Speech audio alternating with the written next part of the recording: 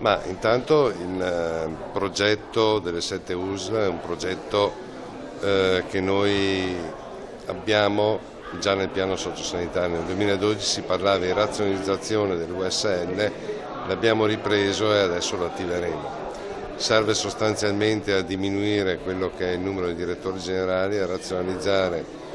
cosa che il Veneto fa da 5 anni, ed è anche per questo che siamo riusciti ad essere regione benchmark di riferimento a livello nazionale. Per quanto riguarda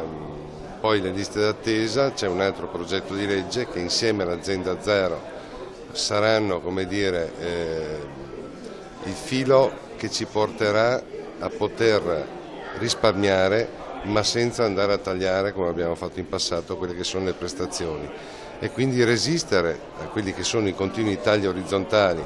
che non tengono conto delle regioni virtuose rispetto a quelle più spendaccione, a resistere appunto ai continui tagli orizzontali che arrivano da Roma, che arrivano dal governo centrale, e qualora non ci fosse una razionalizzazione, un riordino delle attività, noi non riusciremo più ad erogare quelli che sono i servizi sanitari senza mettere addizionali IRPEF, cosa che non abbiamo fatto nei passati 5 anni e che non faremo anche in questi 5 anni cui andiamo incontro. Le mani in tasca ai veneti no. Il governatore ha perfettamente ragione,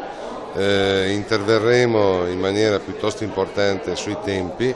non ci saranno più tempi biblici, cioè i famosi 180 giorni riferiti alla programmabile e via, ma arriveremo dai famosi 10 giorni ai 90 giorni massimo.